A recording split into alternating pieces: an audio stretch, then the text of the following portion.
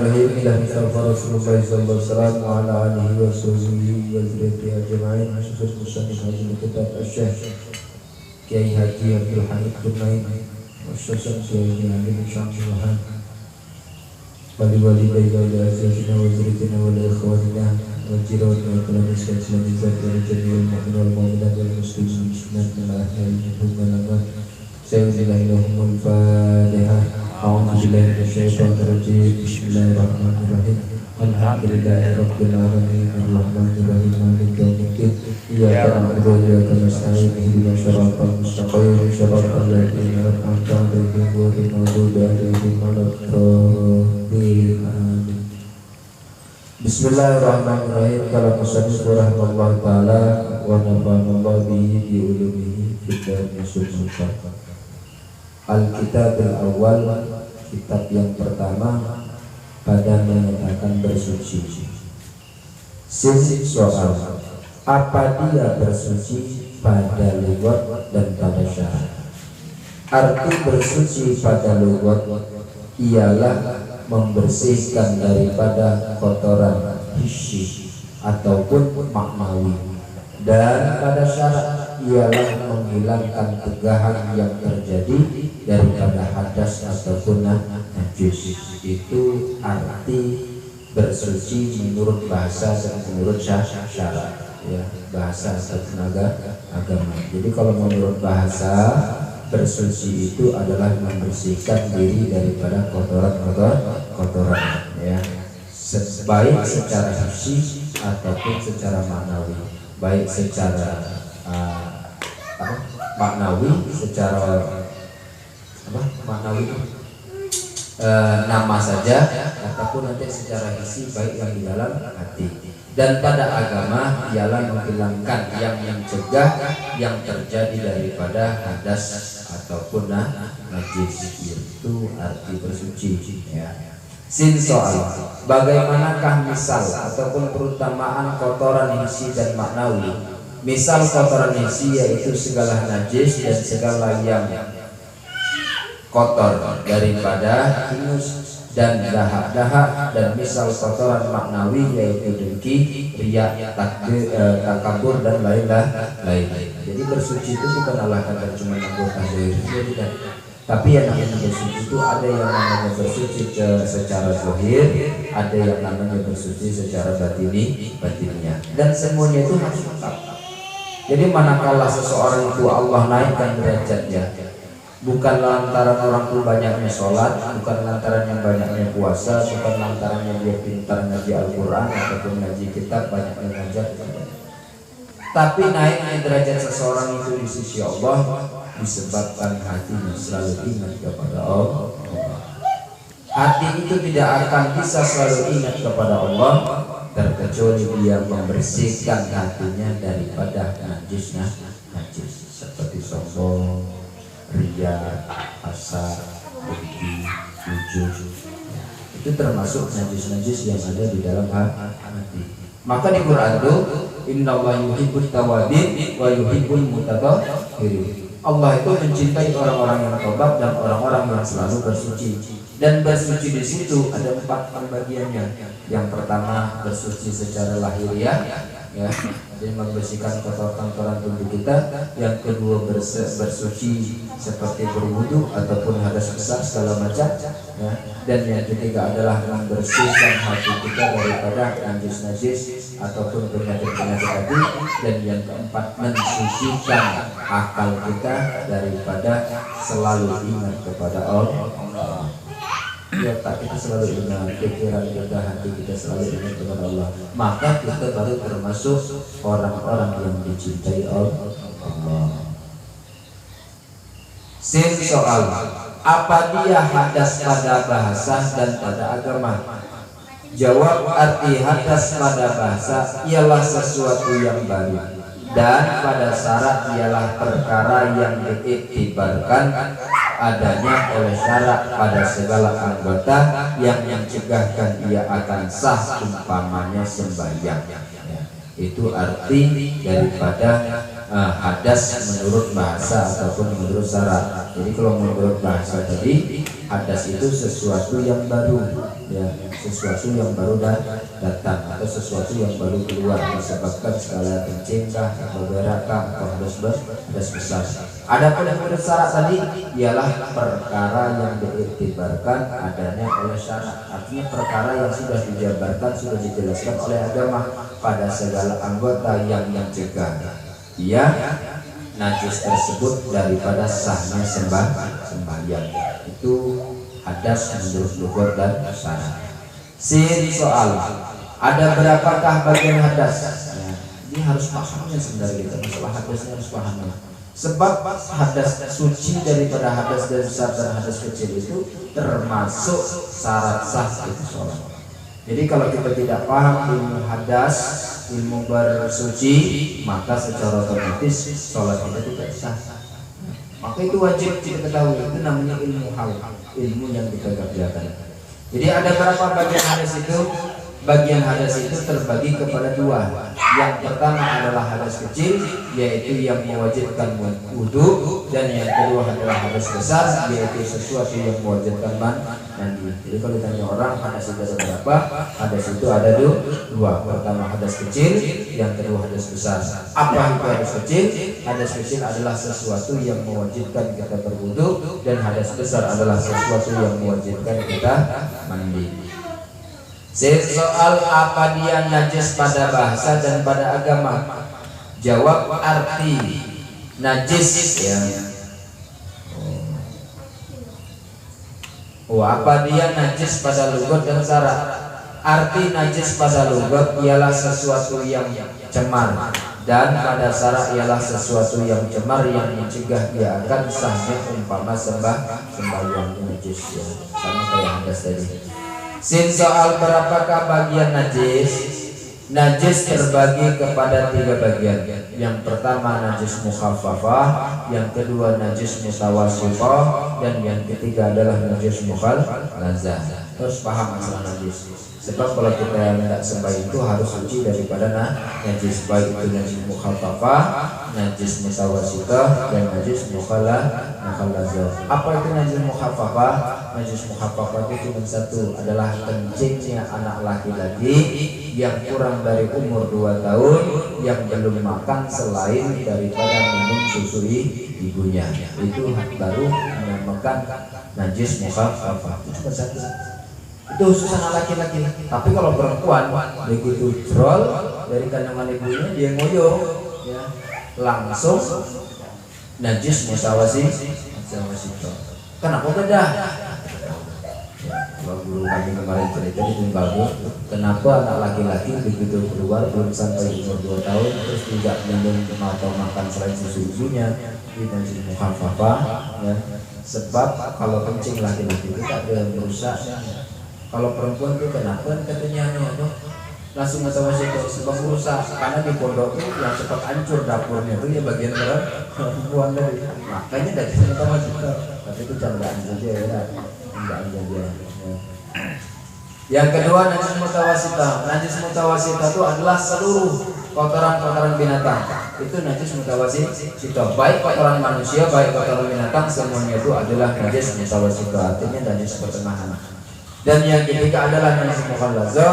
Dan najis mukhallazah ini terkhusus kepada najis anjing dan najis babi, ataupun cabang dari salah satu keduanya, seperti anjing ya, menikahi kambing, kawin kambing lah bahasa saya.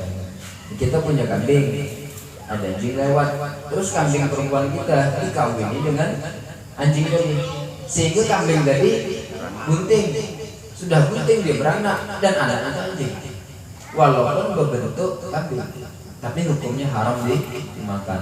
Tapi itu jelas-jelasnya kita tahu nih, memang yang ngawinnya memang benar-benar anjing. Jadi pada saat bayi kambing dari keluar, maka itu hukumnya sama seperti anjing. Atau nanti sebaliknya, ya, kambingnya laki-laki, anjingnya perempuan. Kambingnya ngawini anjing tadi, terus anjing tadi hamil nih, keluarlah anak kambing lah juga, selain anjing, anak kambing lah juga. Tetap juga hukumnya adalah anjing, maka termasuk hukumnya najis mukhallazah. Jadi hati-hati melihara kambing merah. Jangan sampai ada yang lewat malah dikawinnya, bahaya. Ujung-ujungnya sama-sama kita seperti makan babi ataupun makanan. Pasal pertama pada menyatakan air. Ini penting nih masalah air ini, sebab hari-hari kita selalu berhubungan dengan air. Berapa macam air yang harus untuk bersuci dengannya? Yaitu air yang harus kita bersuci itu ada 7 macam. Yang pertama adalah air hujan, yang kedua adalah air laut, yang ketiga air sungai, yang keempat adalah air telaga, dan yang kelima adalah air mata air, yang keenam adalah air beku ataupun air es, yang ketujuh adalah air embun. Lah 7 macam air ini diterbitkan dari langit ataupun diturunkan dari langit dan diterbitkan dari bumi. Asalnya cuma 2 tuh. Kalau tidak dari langit, keluar dari bumi 7 macam. Dan 7 macam air ini apabila kita untuk bersuci maka sah. Ya, maka sah. Tapi nanti lu tengok juga lagi airnya mustakmal apa juga, dan bisa juga ya. Jadi kalau nanti airnya memang dari langit atau keluarnya dari bumi segala macam, tapi nanti di situ ada najis segala macam, malah menjadi air bukan najis. Tapi kalau air masih mutlak tidak bercampur apa-apa, maka sah untuk berwudu, untuk mandi hadas besar, ya, ataupun untuk menghilangkan hadas kecil. Sin soal air 7 macam tersebut terbagi kepada berapa? Terbagi kepada 4 bagian. Jadi air yang 7 tadi, yang dari langit, air hujan, air laut, air sungai, telaga, mata air tadi, air es, air embun, itu terbagi kepada 4 macam lagi. Bagian yang pertama adalah air yang suci pada dirinya, lagi menyucikan bagi yang lainnya.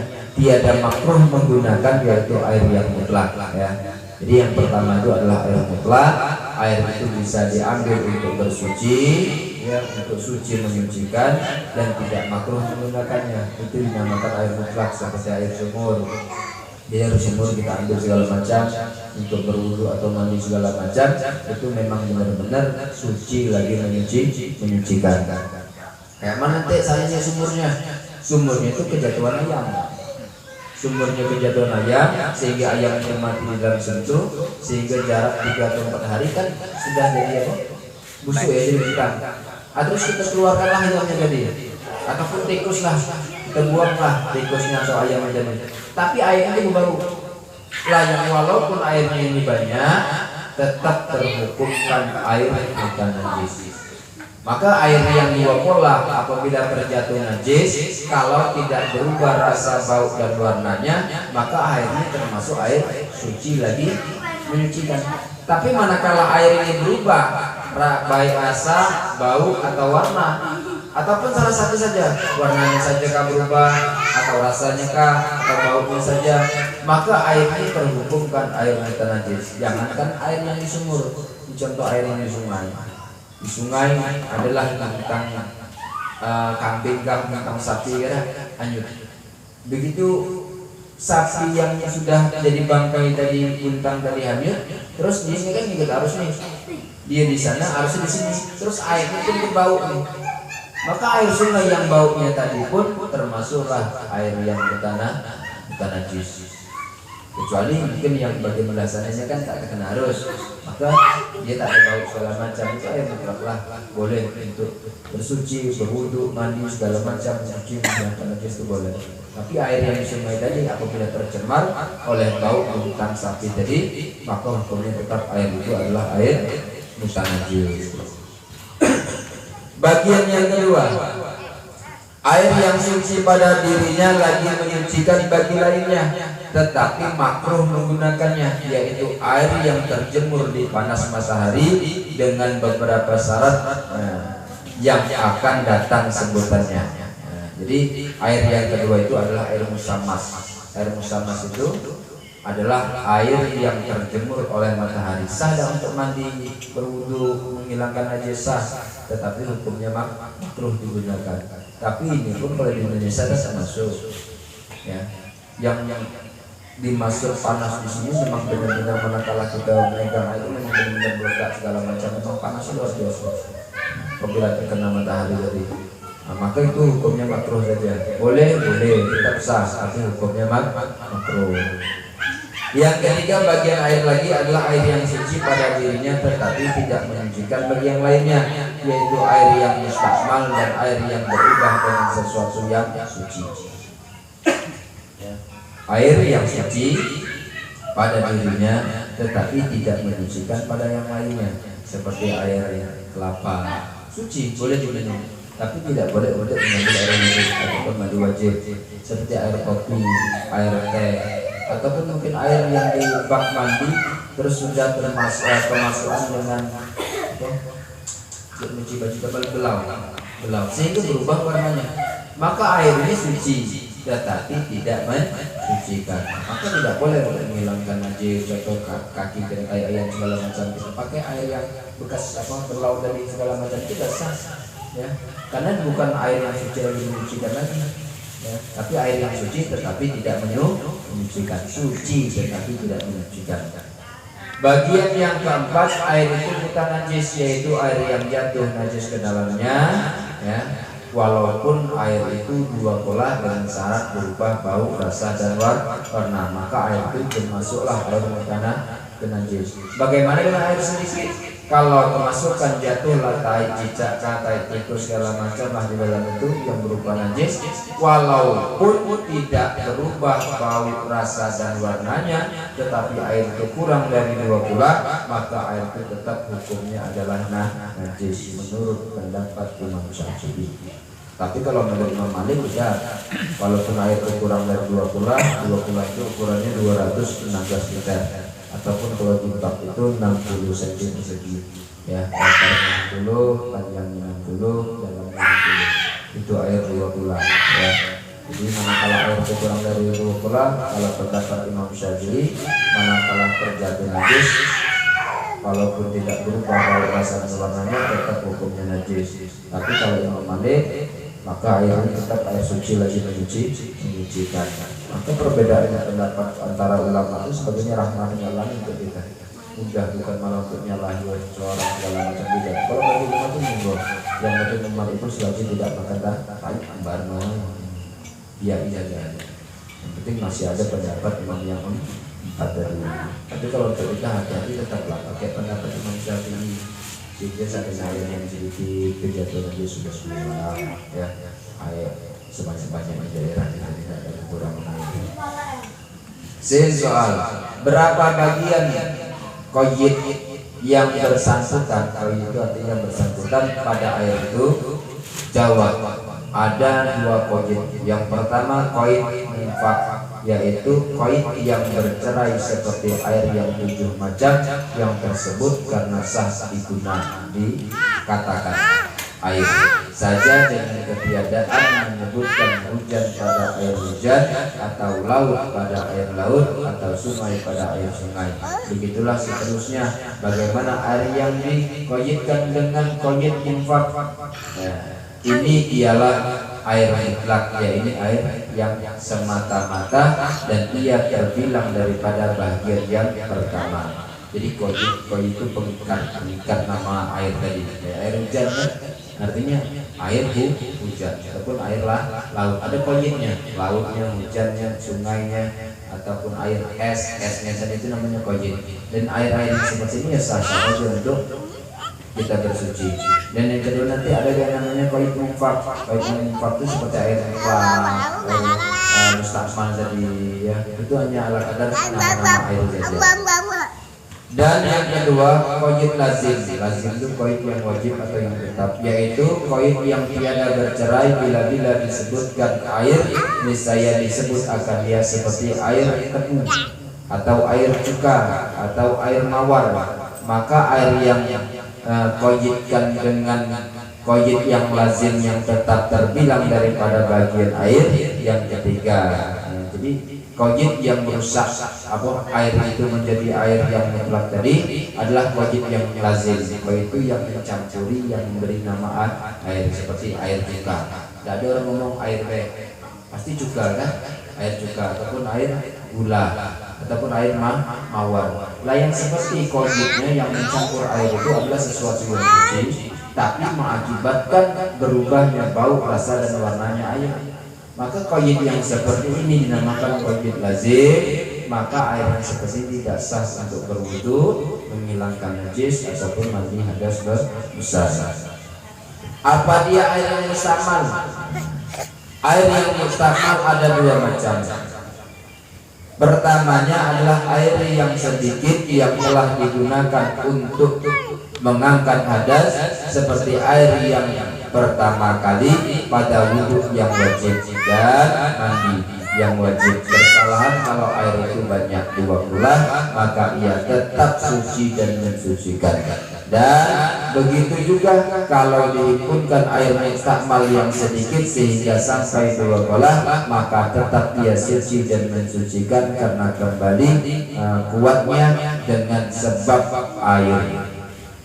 Yang kedua, air yang sedikit yang telah digunakan pada menghilangkan najis, jika tiada berubah dan tiada bertambah timbangannya setelah dikira-kirakan kadar melimpahnya yang dibasuhnya bila mana telah bercerai air itu, maka rupa kedua air ini terbilang di dalam pembagian air yang ketiga pula. Jadi air yang mustamal. Apa air mustamal itu? Air yang mustamal itu adalah air yang sisa daripada kita menggunakan air wudhu ataupun mandi hadas besar yang sudah kita gunakan, dan air itu kurang dari 2 kula, itu namanya air mustamal. Ini contoh air seember. Air seember kita sudah sampai air wudhu, agak jauh lah, cuma percikan kita tadi, kita untuk wudhu itu terpercik ke dalam air yang sedikit tadi yang dalam ember. Maka air yang dalam ember tadi hukumnya air mustamal. Tidak boleh lagi kita mengambil wudhu yang di dalam ember tadi kalau kepercik tadi, ya. Begitu juga terkadang kita ngambil wudhu nih. Begitu kita ngambil wudhu di keran, kita basuhan pertama itu kan belum rata. Seandainya belum rata, terus kita ngambil lagi, kita dah lagi nih pakai apa keran. Begitu kita sudah nada tuh air yang di muka tadi netes yang di tangan tadi yang kita tadahkan, itu tidak sah bisa kita berwudu. Maka yang air yang bekas tetesan itu, ya, netes ke tangan kita tadi, maka termasuklah juga air yang mustamal. Maka jadi kalau seandainya sudah berwudu, seandainya kita ngambil wudu basuhan pertama, ya, basuhan pertama ini kita tahu ini belum sempurna, belum terbasuh semua. Itu kan belum selesai wajiban yang tadi. Maka kita jauhkan dikit air itu yang di keran dulu. Nah, kita ambil seperti ini, nah, baru dibasuh seperti ini. Bedanya kalau basuhan pertama itu sudah rapi semua, sudah rata semua, walaupun netes itu bukan air mustamal lagi. Tapi kalau belum rata basuhannya tadi, kita tetes saat kita ngambil wudhu di keran tadi nada tadi, ya, maka itu termasuk juga air yang mustamal yang di tangan kita. Itu hati-hati itu. Nah, itu penjelasan yang namanya air yang mustamal. Jadi air mustamal tadi ada 2 macam lagi. Air yang mustamal tadi adalah air yang sedikit, kurang dari 2 kula, bercampur atau terkena percikan saat kita mandi wajib ataupun menghilangkan najis ataupun kita menghilangkan hadas kecil, ya, maka itu air yang mustamal.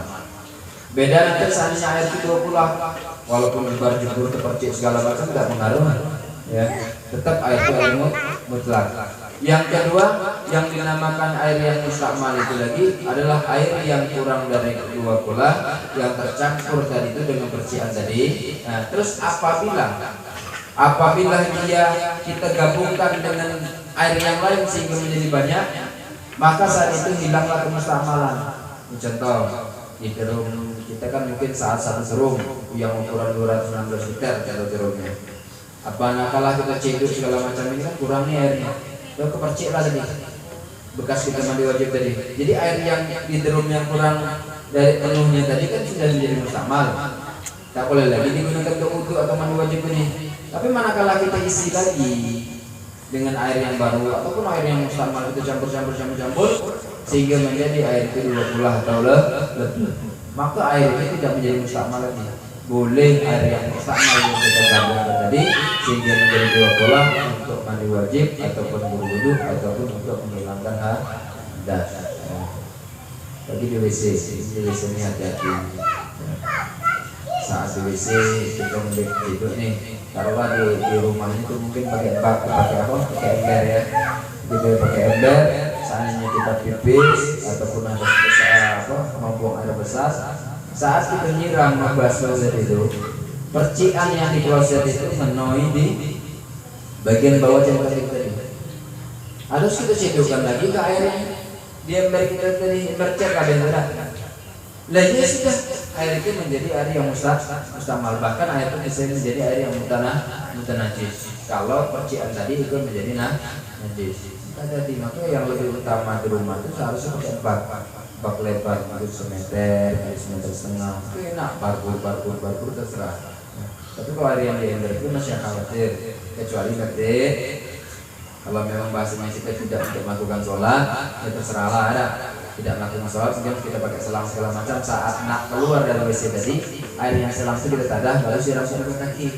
Ya, jadi begitu keluar dari WC itu memang benar-benar rumah kita dalam kondisi suci lagi menyucikan. Nah, terkadang kalau kita tidak paham itu sehingga seluruh rumah menjadi najis. Ya. Apabila kita sholat, maka syarat yang wajibnya itu satu adalah syarat sahnya adalah suci pakaian, tempat dan pakaian, tempat, badan dan pakaian. Kalau tempatnya tidak disuci, bagaimana? Gara-gara kita bolak-balik masuk WC tadi sehingga tidak tahu yang namanya najis tadi, ya sudah, air seluruh rumah menjadi najis, tidak sah kita sholat di dalam rumah.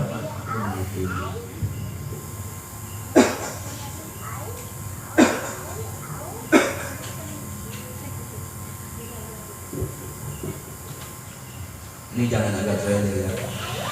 Jangan sekali-sekali ditambah sebagai cuma ngaji masalah air, ngaji masalah apa, ngaji sudah segala macam, ulang-ulang. Kadang-kadang banyak loh masalah itu. Kalau kita ajak ngaji itu ternyata sama. Belajar apa masalah wudu, masalah apa, menghilangkan najis, masalah sholat sudah belajar. Tapi itu kadang masalahnya tidak detail, ya, tidak detail sehingga kita buat segala macam dari. Maka belajar itu walaupun 1000 kali tetap harus kita ulang. Jangan sampai terbesit di hati kita. Sudah. Jangan. Jadi ilmu itu walaupun kita pernah mendengar 1000 kali sudah benar-benar kita dengarkan. Maka kita termasuk takzim dengan ilmu. Ya. Ini penting. Ya, sangat-sangat penting karena berkaitan dengan kehidupan kita sehari-hari. Adapun jika berubah atau bertambah timbangannya ataupun volume airnya tadi pada rupa air yang kedua itu misalnya jadilah itu air najis terbilang dalam bagian air yang keempat. Beda nanti seharusnya air itu air yang bukan najis kita kumpulkan segala macam tadi tapi tetap bau atau berubah warna menjadi tetap, maka tetaplah itu menjadi air yang bukan najis. Jadi air bukan najis itu bisa diapa-apain lagi, sudah dibuang-buang. Kadang kita sayang air yang masuk yang kurang dari 20 ada atau mungkin di ember jatuhan tak cicak juga lumayan lah untuk basuh-basuh kaki ya, mungkin ke kebun segala macam ada kaki kotor ya lumayan lah untuk basuh-basuh kaki ngilangin kotoran. Tidak tahu itu kan yang malah najis gitu masuk dalam rumah sudah najis semua. Hati-hati kayak ayam seperti itu memang harus benar-benar kita telaten untuk masalah najis ini. Sebab berpengaruh sah atau tidaknya sholat kita masalah najis tadi. Ya. InsyaAllah ahad depan sah dan suci dengan air itu. Wallahu a'lam. Shawabal bariyah. Alhamdulillah.